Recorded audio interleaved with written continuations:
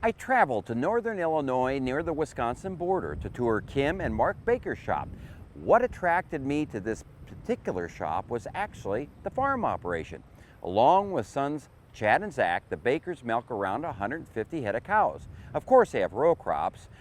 They run no less than 5 forage baggers and a custom farming service, and if that is not enough, they operate Baker Precision, a planter repair and calibration business.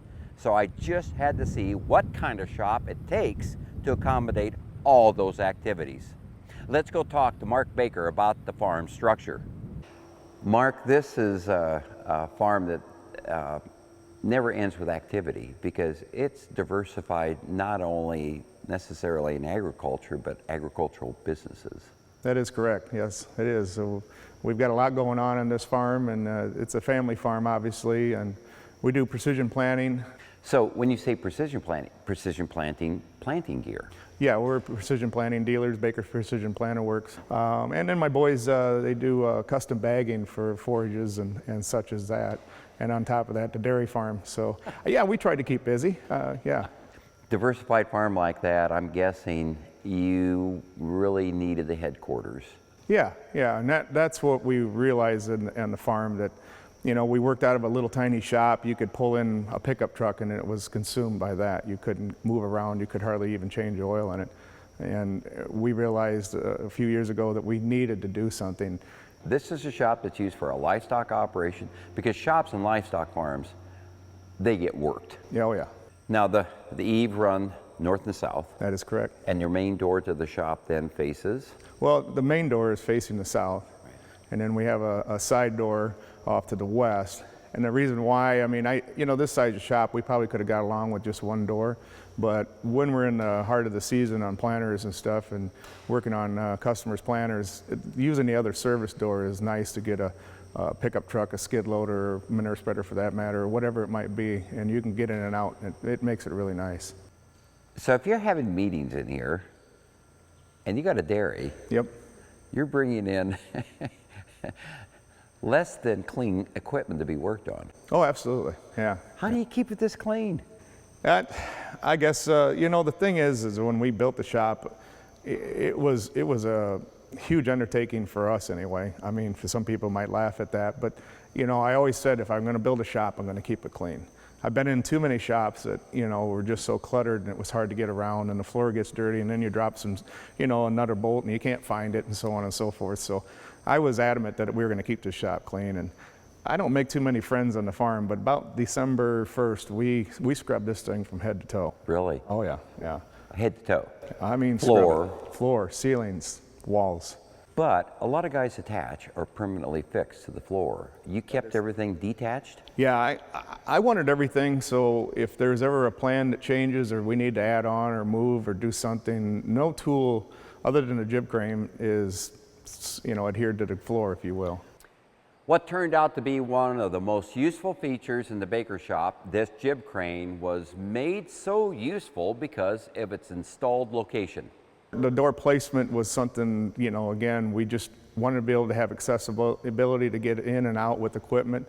And then the jib crane was placed, you know, with the fabricating in mind, you know, right. And being able to swing that and be able to go out the door and bring product in and, you know, and that really was a deciding factor. So, jib crane in mind, you set it by the main door right off to the side, and I'm looking over here and I'm seeing this must be the metal fabrication area between the two doors. Correct. And it's pretty extensively equipped. Yeah. I mean, I came from, my brothers are in the fabrication also, and so we've all of us Baker boys, we all learned to fabricate. Fairly typical of farm shops, you have a storage loft up to one end. Below it, of course, is the workbench. Makes sense, logically, that's a good place to do it. And you have an extensive workbench.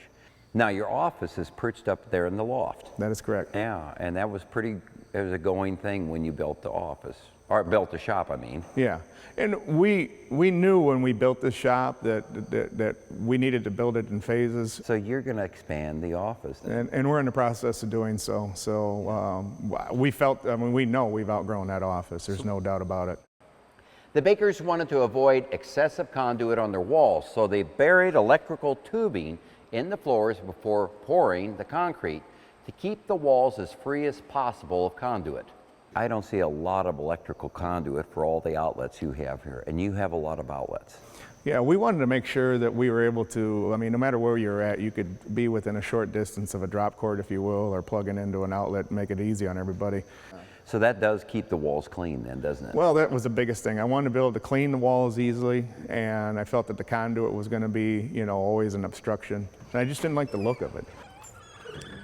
Mark recently installed keypad locks and wireless cameras after a break-in inspired him to be more proactive with shop security. So I'm looking up in the corner, I see a camera up there. You put in the security system? Yeah, we did. You know, we recognize that we have a lot of equipment, and with customers, planners in the buildings, and a lot of their equipment is in our safekeeping, if you will. And we felt that it was something that we really needed to do.